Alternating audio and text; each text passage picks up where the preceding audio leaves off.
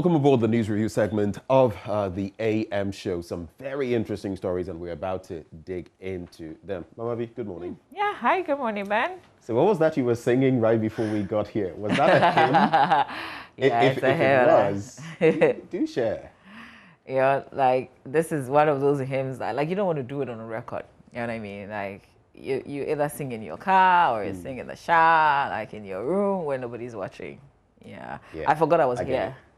I get it. You want people to go off this morning, in the last few days, from time to time, you just burst into songs. I mean, living out literally that expression. You know, it's been 3 weeks since schools reopened, and my children went back to school. But apart from that, I was also looking at how far the Lord has brought me. And I was saying, I am grateful for what I have. I'm grateful for what I don't have. There's a reason I don't have what I think I should have. But I won't know it if I don't begin to reflect. But once I reflect, I am thankful. Because there's a reason you don't have what you think you should be having right now. And you wouldn't know it because you're so fixated on what you think you should be having. But there's a reason. You should be grateful to God that you don't have what you think you should have. Preach. Yeah. That's There's just a my reason praise for this every morning. season, right? That's my praise this morning, Ben. Right. Yeah. Right. You remind me it's just of His grace, His grace, His grace. I think it's Helen Keller, or is it Corrie ten Boom? She says sometimes one door shuts, but you look so long at that door that you fail to see the one that has opened right in front of you, which is better. Absolutely. Anyway, so I guess so that's turned into a bit of a sermon, hasn't it? I exalt Him. Eventually it came out. Eventually it came out. Well, good one. I have the Ghanaian Times newspaper, the Daily Dispatch, the Republic Press, and the Business and Financial Times. Mama V. I will be taking us through the Daily Graphic, the Daily Guide, the Daily Statesman, and the Chronicle newspaper. Okay, Mama, let's start with you. All right, so let's begin. I think let's do the Chronicle first. So front page of the Chronicle is this incident, very bizarre. Armed robbers opened fire on woman in labor, ambulance driver also shot. And apparently, they thought that they were the police. So if it was indeed the police, they would have just straight away attacked them.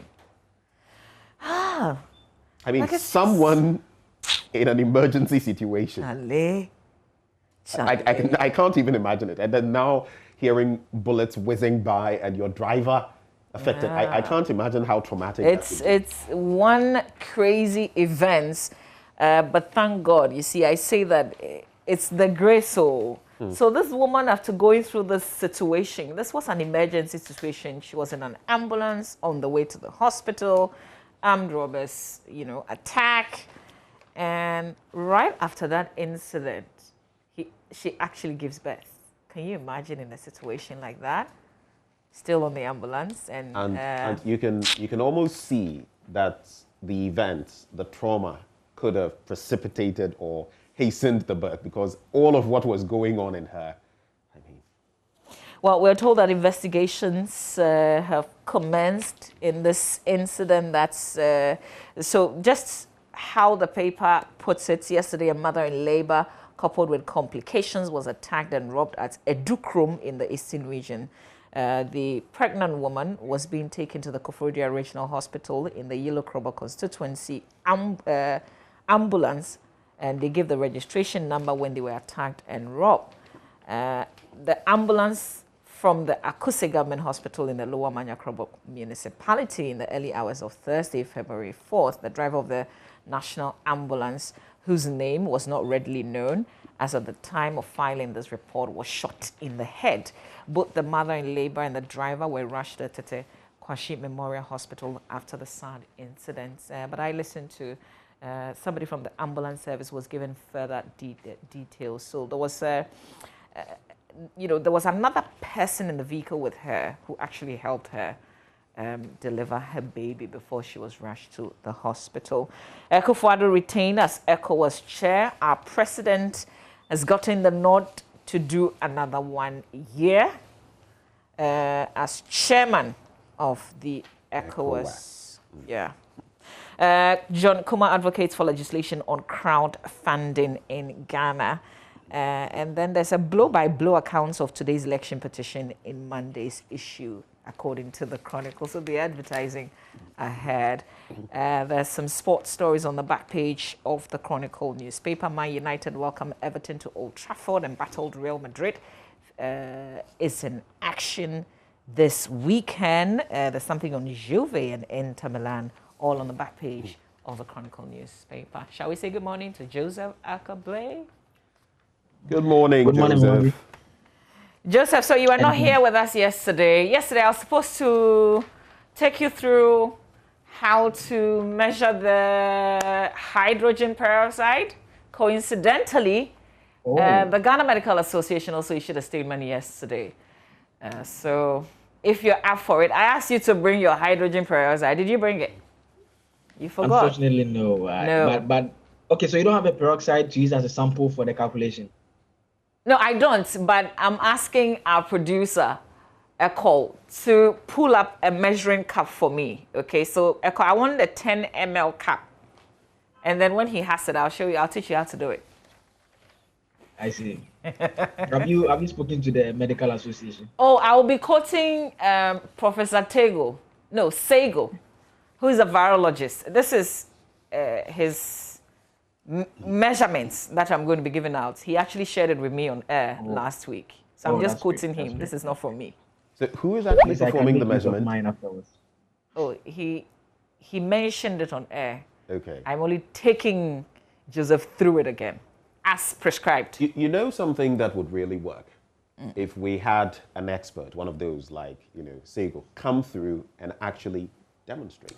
So I think that's the most practical thing we can do, because still, no matter the explanation, look, I've listened to some accounts, and even some of the science people are saying, Charlie, doing the thing, we say if we know the secret. Okay, so let's listen to what he taught us on the AM show, and then we'll see if this is easy or not. Because people still have the hydrogen peroxide, by the way.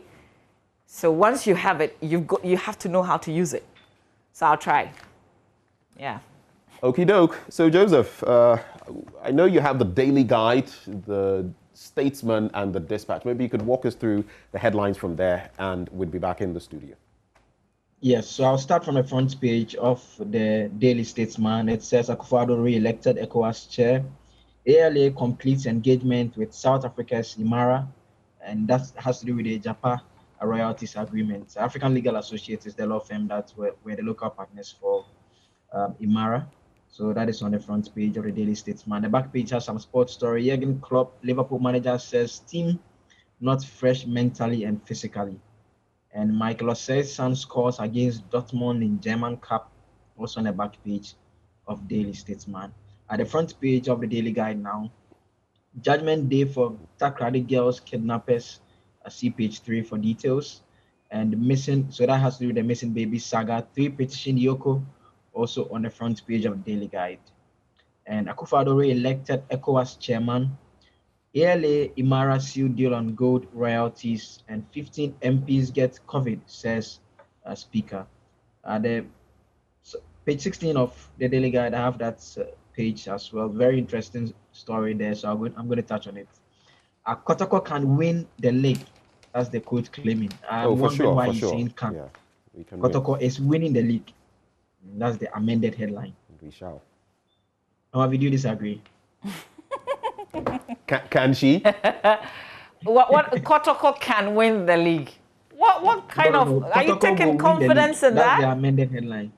What is that? Can we show the back page again? Does it say Kotoko will win? And you're excited Kotoko can win? I mean, all the clubs can win the league. The headline doesn't represent. The coach can't even say. See, that's from the coach. Seriously, guys. Kotoko can win the league. Let's do this. We did this in the Premier League. Win the league. The English Premier League. Which team do you use? Hearts of Oak, right? Of course. Hearts of Oak. Never say die. Will your team win the league? Absolutely. Absolutely. Yes, sir. See, we shall get. No, it's not about. That's his faith and confidence, but not when the coach comes to say your team that is trying to return to winning the league. Massa. Okay. Your team that can win the league. Say can win the league. Say Karela can win the league. Before Ben comes in, I have the league table with me now. Number 1 is Karela. League table doesn't show it. See, that's why I said Karela can win the league. Number 10, Antikotoko. Hearts of Oak is number 10.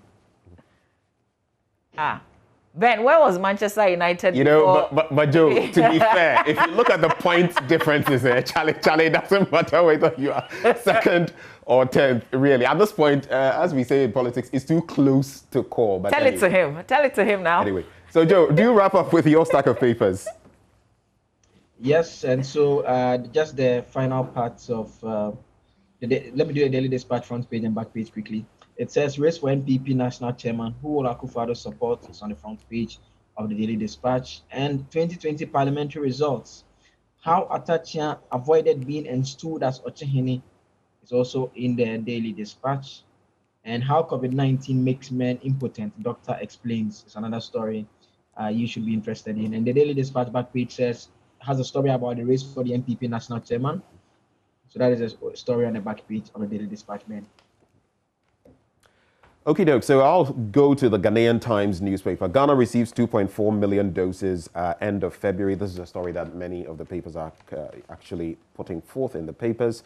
UN COVAX facility confirms President Akufo Addo gets ECOWAS chair second term nod. Health analyst urges burying of used nose masks. And this is a very interesting one because the person is an environmental health analyst with the AMA, Madam Florence Kuchi, who has bemoaned the indiscriminate disposal of used nose masks in the country and is advising the public to bury them. She says nose masks, especially the surgical ones, are biodegradable and therefore it's best burying them to avoid endangering the lives of animals and marine species. That in sum, is what the story is about. That's on page 19 of the Ghanaian Times newspaper. Pretty interesting for me because it appears it is true. We dump these, used face masks indiscriminately, most people, and that could actually endanger the lives of others. So a cue there that we can actually take. There's also this one, nightclub manager arrested for attacking the police. And Mamavi, I found this so curious because this person, so just to read, he attacked a team of police during enforcement of COVID-19 safety protocols. And he tore the uniform of a policeman and damaged the boots of 2 others. That's how, bad it got, how serious it was. And, legally speaking, it's a grave offense to attack an officer of the law, especially one who is there enforcing the law. And you decide to attack the person. I'm making this forceful point here, and I think he ought to be dealt with. Heliwan Bilal is his name. Oh, sure, and he will be. When we get to, I also have to forcefully, I made this point because when I get to the Republic Press, you see someone else who is doing the reverse. A policeman slapping a journalist for asking him why he was not wearing a face mask. So interesting times indeed. When you go to the middle spread, Lebanese community offers 39,000 Ghana cedi scholarships to 5 law students. I'm giving this prominence because over the years, the Lebanese community has done quite a lot. The University of Ghana and others, and now the Ghana School of Law. So important one there. And we doff our hats to the Lebanese community. Legon cities hold Karela in Accra, Blaze Gold Powers, Mediama over Hearts. That's on the back page of the Ghanaian Times newspaper by way of sports. Let's get into the Daily Graphic newspaper. On the front page, President Akufo Addo re-elected ECOWAS chair. It's the second term for our president. We will continue to make huge savings for country. That's audit service. Given that assurance on election petition, Rojo Metal Nono testifies today. But the banner headline, nuisance, billboards clatter, crash, streets, ceremonial routes not spared. What's on the front page is really what you and I see every day around us. Only thing is, the paper is putting a spotlight on that. In the center spread, President must ensure good governance discipline. That's discussants at a forum on public expectations of the second term mandate of President Akufo Addo. They've urged the president to be firm in reducing corruption and in discipline and also ensure good governance. Also in the center spread, resolve land dispute for development, police and 3 chiefs. World Cancer Day, MEP supports cancer care on the back page. 30 Bupe Tamale road crash victims discharged, 17 deceased identified. And the Ghana Infectious Disease Center at the East Municipal Hospital at Kwabinya in Accra has taken delivery of 5,000 disposable medical overalls to improve the safety of the frontline health personnel. Okay. Basically, that's it by way of the headlines that I'm highlighting in the daily graphic. The Republic Press, 13 legacy girls SHS test positive for COVID-19. That's a story I hope to get into, but we keep hearing of more and more of these senior high schools turning up with cases, and some of them apparently attempts made to cover up.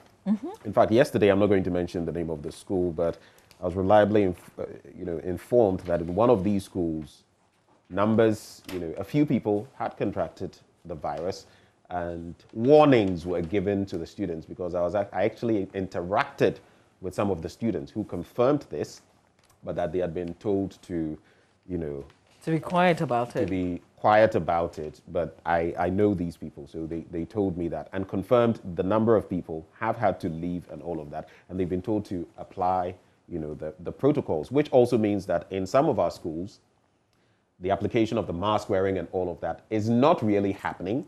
And some, officials are looking on until the matter escalates. So we'll get into that story. Ghana-UK trade agreement, British companies begin rejecting Ghanaian imports. And MPs threaten Speaker over COVID-19 report disclosure. Now, the Speaker of Parliament has been saying, some of you are simply refusing to do the right thing. And if that persists, we're going to have to name and shame you. And they are resisting this vehemently. These are lawmakers. We saw them doing something else on the day before the presidential inauguration. It was kind of like WWE. But our lawmakers, what exactly is happening? Follow the laid down protocols that you've put together for all of us. And that too is a problem. Akufo Addo gets ECOWAS nod again. Policeman slaps journalist for asking him why he was not wearing a face mask. When we return, to get into the stories, I'll dig into that. But people withholding the information, a factor for COVID-19 case shoot up. So that is another big one. And that will be it for the Republic Press, basically. It's more COVID. Then the Business and Financial Times, unutilized gas menace to increase. Market opens the year sustaining bullish surge. And behavioral change can easily reverse recent spikes in coronavirus infection and active cases. When you go to, let's just get to the middle spread. It has avocados contain more potassium than bananas, support heart health. Are you aware of the benefits of potassium to your heart? You can check out the details there in the middle spread of the paper. On the back page, pass advertising bill, else ACFTA will take over industry. And then Vodafone comes to the aid of motorcycle accident victim. That's it for the Business and Financial Times. All right, we'll get into the stories. Joseph, is there any story from your end? Not from my end, but the ambulance story that you touched on. I listened to the ambulance official yesterday on radio, and he was saying that apparently it's a robbery that was going on at a particular location along the road. And so when they heard a siren of the ambulance coming in, they thought it was the police that was coming in. And so they just started shooting at the ambulance and ended up firing into the head of the ambulance driver. And we are told that right out of that shock of the incident, the woman started delivering at that point in time. And it's really a disturbing story, and the family, they are making the point that the police should hunt down the individuals who engage in this crime. It's very sad and very unfortunate development that an ambulance driver, an emergency service worker who is simply taking someone, assisting to save a life, ends up now battling for his own life. I think it's very unfortunate. Absolutely. Right, but Joseph, you were saying there were not many stories you had to share. You have the Daily Dispatch and page 2, how COVID-19 makes men impotent. Doctor explains. You don't want to get into that? Why do you want me to touch on that story, Ben? Anyway. This is the Daily Graphic newspaper, and on page 19, some very important stories in the paper that I just want to touch on. So, election observers, CODEO, they've put out a report, post-election observation report, where they've called on the Ghana Police Service to inform the public about the status of investigations into all election-related violence recorded during the election and in the post-election period. It's been some days now since they put out this report. Police hasn't responded, so I thought, listen, let's highlight again. So this is in line with public accountability, CODEO says.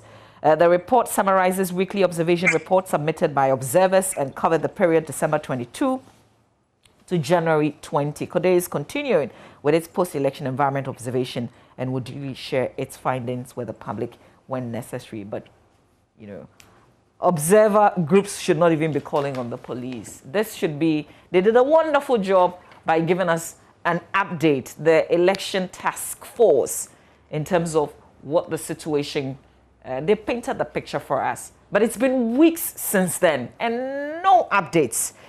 So CODEO is calling on the police. I guess we all want to know where we are with the investigations. It will be good if the police will respond to that call.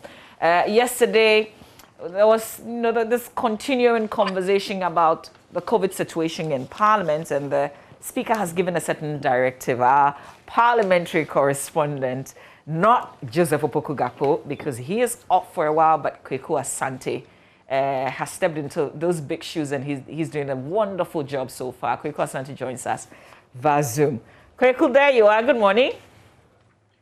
Good morning, Mamadi. Great. So have you tested? Because apparently reporters are also parts of this whole parliamentary list.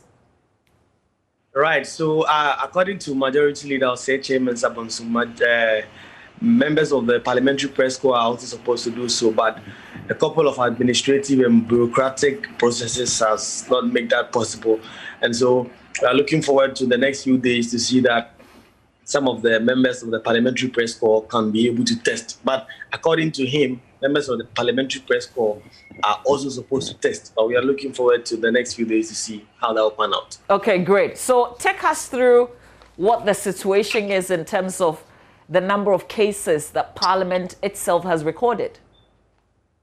Right. So according to the Speaker of Parliament, out of the 275 members of the House, only 227 MPs have tested. So that is 43 members not having tested in Parliament. And so out of those 227 MPs who have tested, 15 tested positive.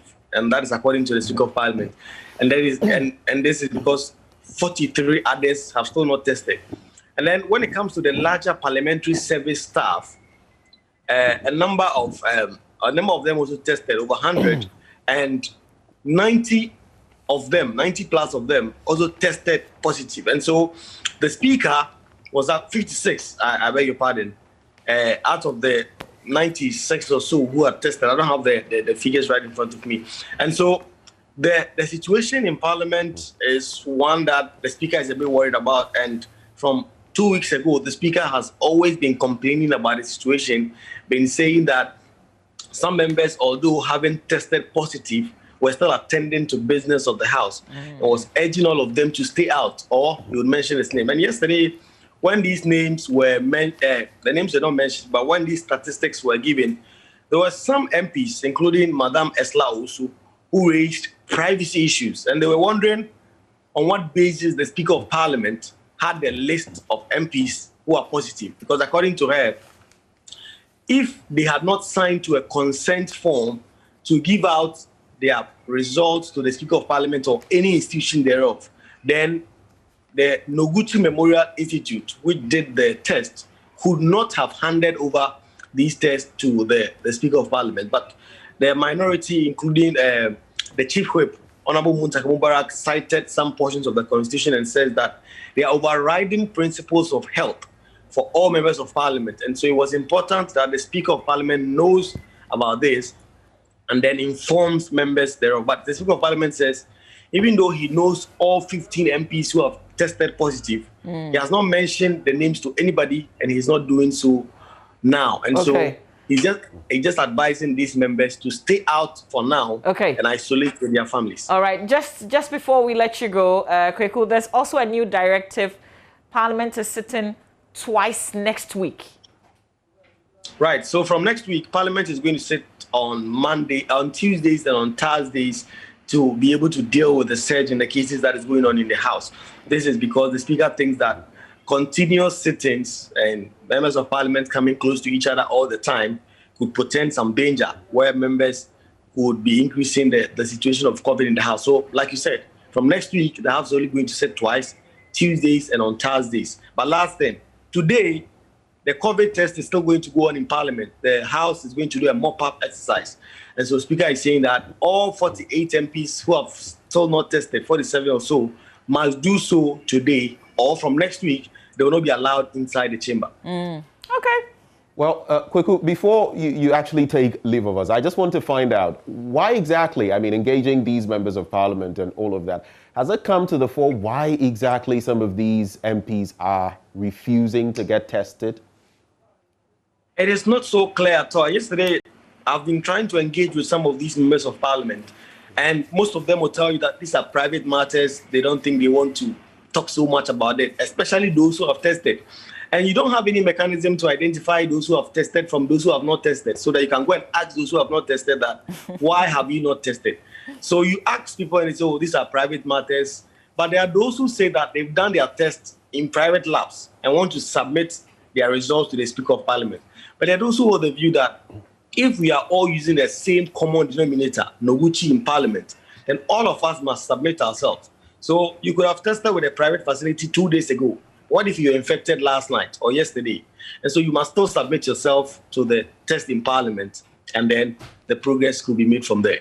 Now, I know of the general testing that has been required, and even you will have to, do that as well and give proof of what your result is. But how concerned is officialdom at Parliament basically when it comes to this? Because apparently some of them who had not tested, who supposedly were suspected to be positive, actually have been engaging for a while in the business of the House, haven't they? Right. And so members of Parliament themselves, some of them are very worried. And I remember when the Speaker of Parliament mentioned on the floor that some members had tested positive but were still attending to the business of the House. Some of them shouted, hey, they wanted the names mentioned.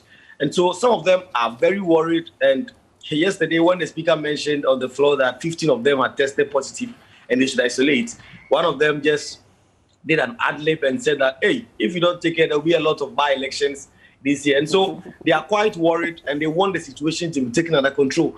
But you can still not wrap your head around why some critical decisions are not being taken and people are being urged to stay out, and that if you come, we will not let. I mean, one would have expected that a lot of critical issues would have been put in place and say that once you have tested positive, don't come around.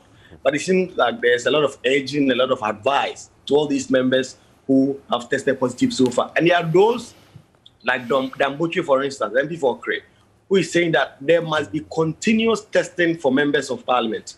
Because you could have tested yesterday, like I alluded to earlier, and test positive tomorrow. And so there must be continuous tests, as we've seen in elsewhere, like US in Congress. Okay. All right, Kweku. We will let you be. When you take the test, share the result, because that's what I've been trying to find out from MPs. And thankfully, the 2 MPs I engaged yesterday publicly shared their test results.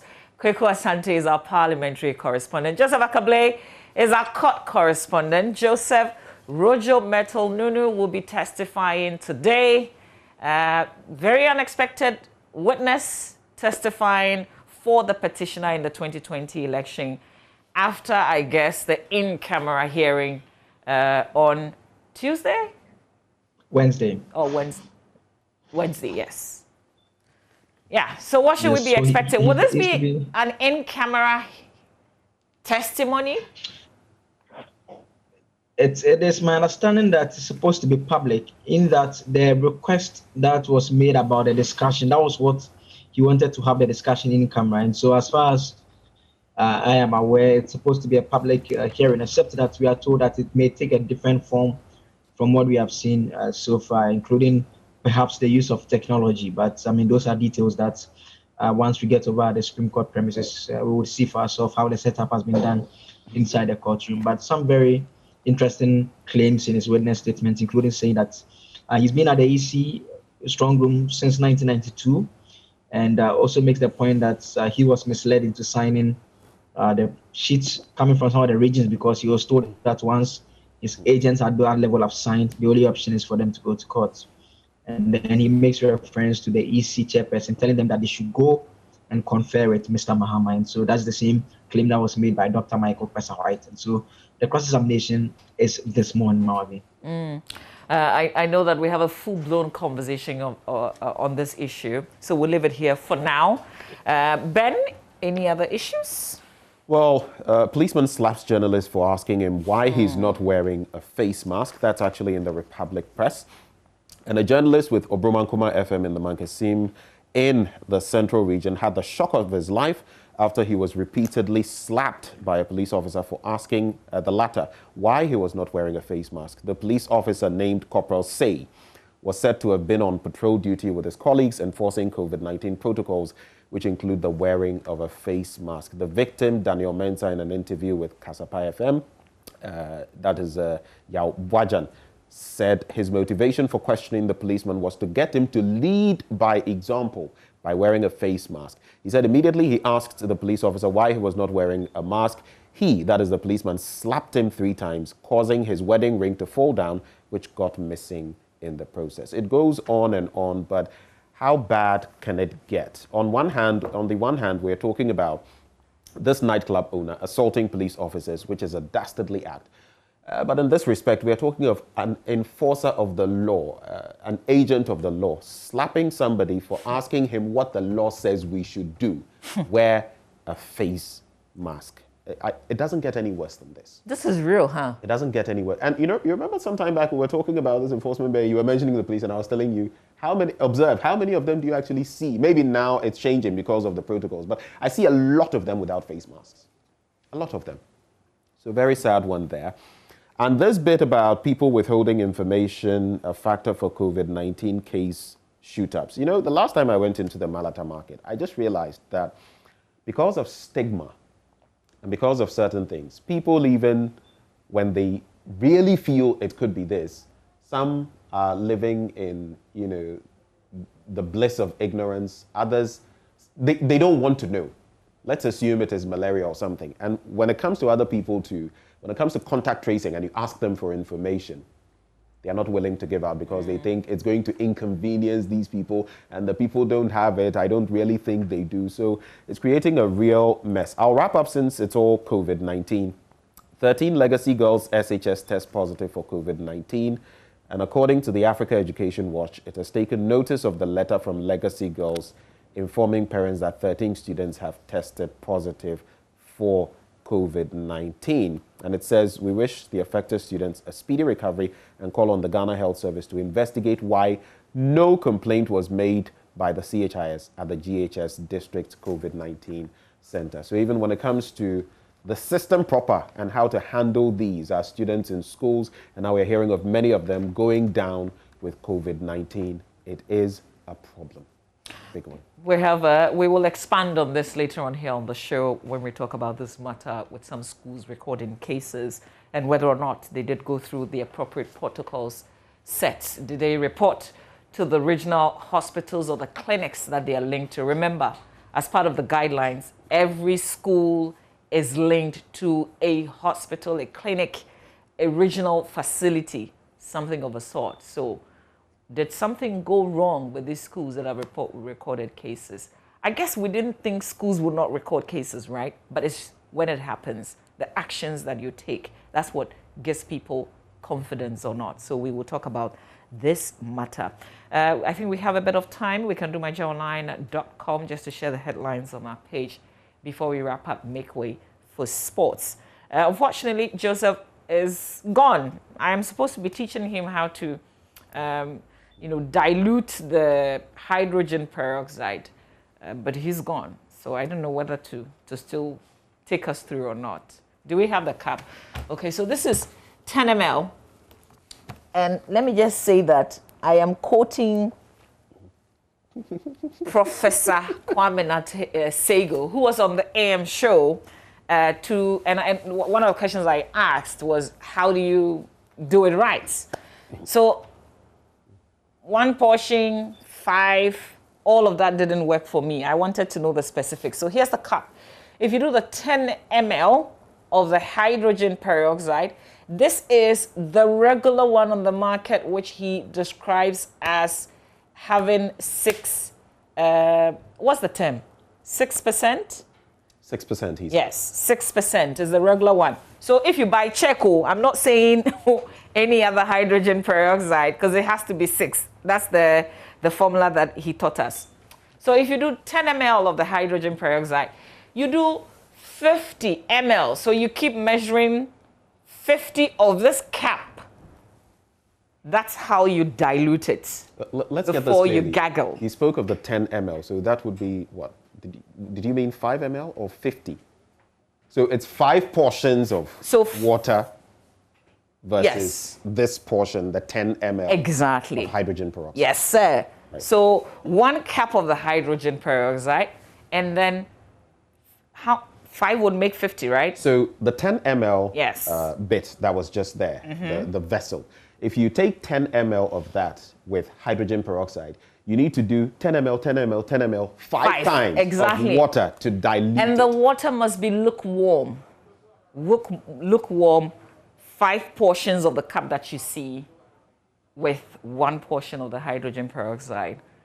Yes. You have it already. You've gone to grab it in the shops. So I guess it's just right that we teach you how to do it right. But it's got to be the 6% one. If you have 10 or 3, I don't know the measurement for that. I'm sorry. When it's 3%, you could halve these. But anyway. I don't know. But this has turned all of us into scientists. That's our cases for now as it stands today. If you look at the Ghana Health Service website, this is how we're looking at. We've got the 6,000 marks with active cases. We're still hovering the 600, 700 new cases per day.